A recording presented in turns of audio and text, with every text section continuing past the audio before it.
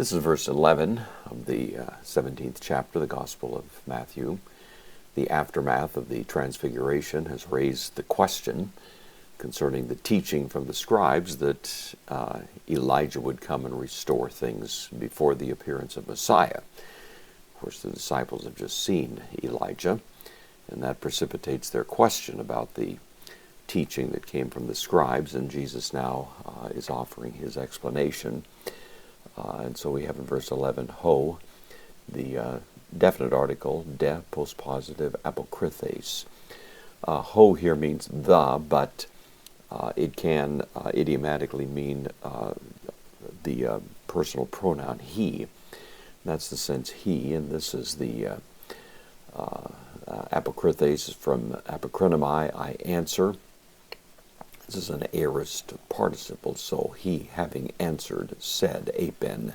Of course, it's idiomatic, quite common in the New Testament, usually rendered into English, either he answered and said, or simply he answered. But one way or another, that's the phrase we have. So he, having answered, said, Elias, referring to Elijah, the proper name, men. The conjunction, it means on the one hand, the idea, so Elijah did in fact, would be the notion, erketai. This is the present, erkamai, so Elijah indeed comes.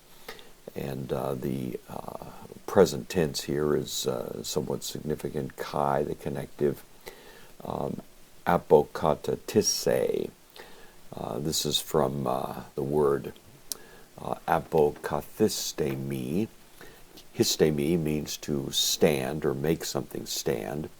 The kathistemi means to stand down in the sense of setting something up permanently, to set it down, to establish it. And then the apo gives the idea of even more weight, as the notion is communicated of restoring something, of putting it back, standing it down in a permanent sense. And the from suggests that it's restoring what was already there. So the word is generally rendered as restore. Panta, all things. So Elijah does come and will restore all things. The quote is from, of course, the Old Testament text, which makes reference to this. And so Jesus at this point is simply affirming the truth of the Old Testament text, that in fact is exactly what the Old Testament text says.